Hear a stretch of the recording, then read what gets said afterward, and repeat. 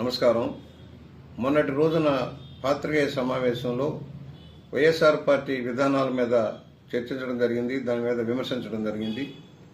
దానిలో వైఎస్ఆర్ పార్టీ నరుగుతా, చంపుతా, కొరుకుతా, గొడ్డలతో నరుగుతామనే విధానం వాడుతున్న భాష, ఆ నాయకులు చేసిన ప్రకటనని ఖండిస్తూ నేను ప్రకటన చేయడం జరిగింది. దాంట్లో అంబటి గిమ్మటైనా ఎవరైనా సరే ఈ విధంగా చేస్తే మాత్రం సహించలేదు, గుమ్మం దాటి బయటకు రాలేరు అని హెచ్చరిక చేయడం జరిగింది. దానిని ఇవాళ సాక్షి పత్రికలో, సాక్షి టీవీలో వక్ర భాష్యం చెబుతూ తప్పుడు ప్రచారం చేయడాన్ని నేను ఖండిస్తూ ఉన్నాను. 44 సంవత్సరాల సుదీర్ఘ రాజకీయ చరిత్రలో 7 సార్లు ఎమ్మెల్యేగా గెలిచిన నేను ఇక్కడ కాపుల మధ్య, కాపుల వల్ల గెలిచి వస్తున్న వాడిని, కాపులను విమర్శించే స్థాయి నాకు లేదు. దాన్ని తీవ్రంగా ఖండిస్తున్నా. కాపులను నరికేస్తానన్న దుష్ప్రచారం చేస్తున్న వైఎస్ఆర్ పార్టీ నాయకత్వానికి, సాక్షి పత్రికకి, సాక్షి టీవీని కూడా హెచ్చరిక చేస్తున్నా. మీ మీద డెఫర్మేషన్ సూట్ వేస్తాం, చర్యలు తీసుకోమని కోరుతా ఉన్నాను.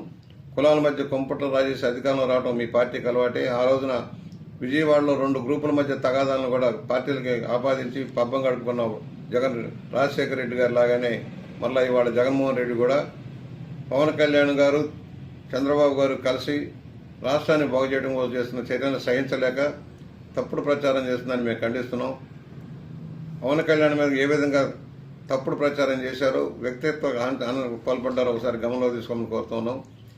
తెలుగుదేశం పార్టీలో బలమైన కాపు నాయకత్వంలో కూడా ఉంది. వారందరి నాయకత్వంలో పార్టీ అద్వితీయమైన ప్రగతి సాధిస్తూ ఉంది. ఇవాళ సాక్షి చెప్పినంత మాత్రాన మోసపోయే పరిస్థితులు రాష్ట్రం లేదు. మీరు ఇప్పటికే 11 సీట్లకు పరిమితమయ్యారు. ఇదే విధానం కొనసాగితే గోబెల్స్ ప్రచారం చేస్తే మిమ్మల్ని ప్రజలు తిప్పి కొడతారని మాత్రం హెచ్చరిక చేస్తూ ఉన్నాను. దీన్ని తీవ్రంగా ఖండిస్తున్నాను. ఇవాళ కేసు ఫైల్ చేస్తూ ఉన్నాను. దాని మీద చర్యలు తీసుకోమని పోలీస్ యంత్రాంగాన్ని కోరుతా ఉన్నాను. సోషల్ మీడియాని బేసిక్ చేసుకుని తప్పుడు ప్రచారం చేసే వైఎస్ఆర్ పార్టీ నాయకత్వానికి ఇదే హెచ్చరిక. మీ గోతులో మీరే పడతారని కూడా హెచ్చరిక చేస్తా ఉన్నాను.